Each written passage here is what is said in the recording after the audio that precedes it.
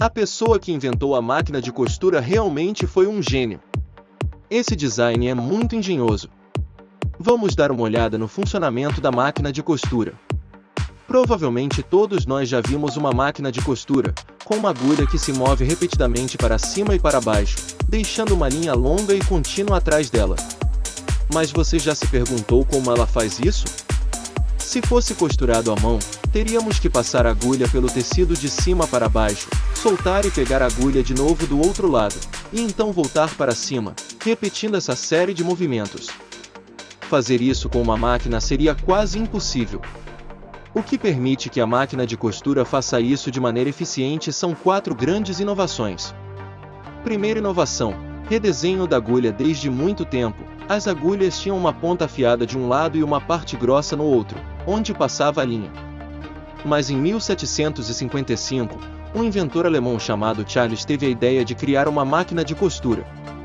Ele achava que girar a agulha de um lado para o outro era muito trabalhoso, então criou uma agulha com ponta em ambos os lados. Dessa forma, a agulha poderia atravessar o tecido sem precisar ser virada. Ele até registrou uma patente para esse design, que acabou se tornando padrão nas máquinas de costura modernas. Além disso, o orifício para passar a linha foi movido para baixo da agulha, facilitando o processo. Segunda inovação: laço na linha inferior. Para que a linha não seja puxada para fora quando a agulha sai do tecido, a máquina de costura cria laços na linha inferior. Assim, ao puxar o tecido um pouco para frente e inserir a agulha novamente, forma-se um elo entre as linhas superior e inferior, criando uma costura contínua chamada ponto em cadeia.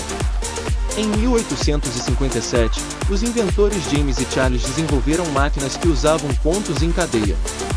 Para prender a linha embaixo do tecido, Charles usou um gancho que passava rapidamente pelo laço da linha, garantindo que a agulha pudesse perfurar o tecido repetidamente sem desfazer o ponto. Terceira inovação: pontos reforçados. O ponto em cadeia, embora engenhoso, tem uma desvantagem: se um dos pontos se soltar, a linha inteira pode ser puxada para fora. Para evitar isso, foi desenvolvida uma técnica de reforço. Usando 2 linhas, uma azul e uma amarela, a linha amarela, chamada de linha da bobina, passa por dentro do laço da linha azul. Quando a agulha sobe, as linhas se entrelaçam e formam um nó, criando uma costura muito mais resistente. Esse tipo de ponto ainda é amplamente usado hoje em dia.